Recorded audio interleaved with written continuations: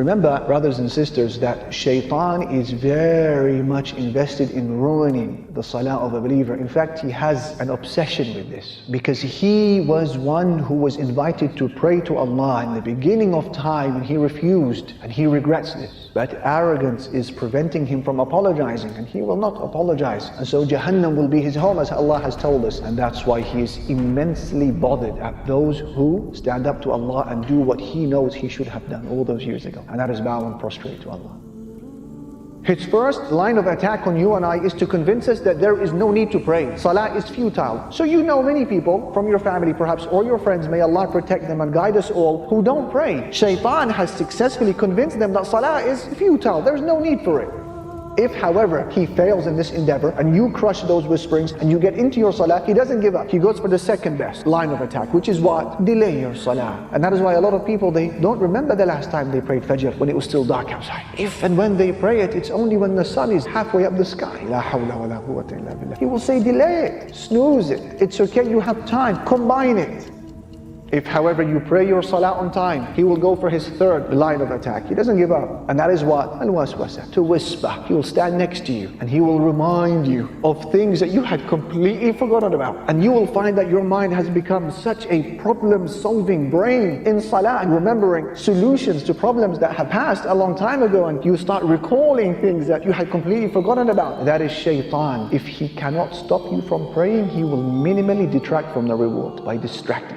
And that is why Imam Ibn al-Qayyim rahimahullah, he said in his book Talbis to Iblis, he said, when a person stands up to pray before Allah subhanahu wa ta'ala, Shaitan is overcome with a huge amount of jealousy, because you have just now stood in the greatest of all stations before Allah, and the nearest that you can be before Him, and it is the station that causes Shaitan most pain and most anger, and so he endeavors to ruin your standing before Allah subhanahu wa ta'ala. It bothers him. It reminds him of a traumatic past. It reminds him of his fate and future. It reminds him of his arrogance. This is the most transformational act that a Muslim can do in his life, to say Allahu Akbar and stand in salah. And so jealousy overcomes him, and he begins to try to remind you of things throughout the day to detract from your reward. And so you are to remember, my brother, my sister, that when you are now beginning your salah, imagine that your wage for that salah, figuratively speaking, has been placed in front of you. And you need to hold on for just 10 minutes or so during your salah. And if you manage to pray a salah with khushu', attentiveness and humility, you will pocket every penny of that wage. But be careful, you need to be on guard, you need to be vigilant, because there is a thief. Every time you get caught slipping, you get caught nodding off, you get caught looking around with your eyes or with your heart, Shaitan has stolen some of that wage. And that is why by the time you finish your salah, some people will pocket the full wage, some people will pocket only half the wage, some people will come back with a third, a quarter, and some people will go with no reward of the salah. And that is why when Aisha radiallahu anha, she asked the Prophet sallallahu alayhi wasallam about al-iltifat, looking around in salah. What did he say? Looking around in salah is theft, which Shaitan steals from a person's salah. So where is your heart, and where are your eyes, and where is your focus on salah? That's why you begin your salah with A'udhu billahi minash shaitanir rajim. Ya Rabbi, help me. Ya Rabbi, assist me. How many of us have walked away from our salah, while Shaitan, he is now walking away in a state of hysterical laughter, because he knows what he has done to our salah. And that's the difference between praying with khushu' and praying without khushu'. I give you a benchmark. I give you a litmus test.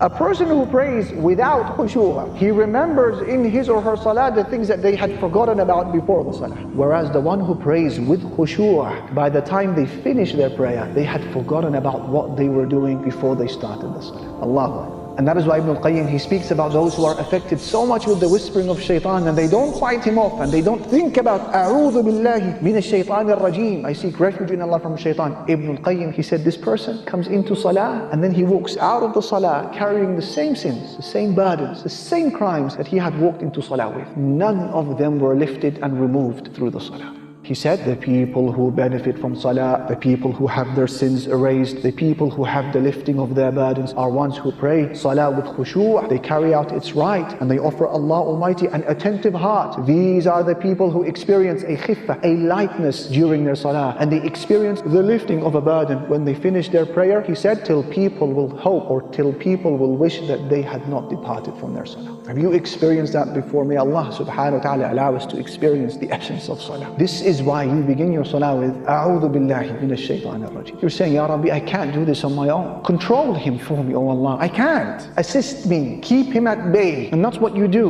When there is someone that you can't handle for whatever deficiency or weakness you have, you go to the owner. You go to the very top. You say, please restrain them. I can't take them out myself. And this is the analogy given by Imam Ibn al-Jawzi. He said that one of our pious predecessors said to his student, what will you do in the situation where Shaitan has beautified for you sins? You can't stop sinning. Whether it's things you're looking at, and listening, touching, inhaling, smoking, buying, selling, whatever it may be. He said to his student, what do you do in a situation where Shaitan keeps tempting you to sin? The student, he gave the answer that you and I would have given, which is fight Shaitan away. He said, what if Shaitan comes back a second time? He said, I'll fight him away. And what if he comes a third time? He said, I'll repel him, I'll push him away. He said, that's the long route. And then he asked him a question. He said that if you came across a herd of sheep and then the dog of the shepherd came running after you and started barking and prevented you from continuing your journey, what do you do? He said, I will try to repel the dog as much as I can. He said, this is the long way. He said to him, what you need to do is you need to go to the shepherd. You need to go to the owner of the dog and tell him to restrain his dog. That way you'll be able to pass.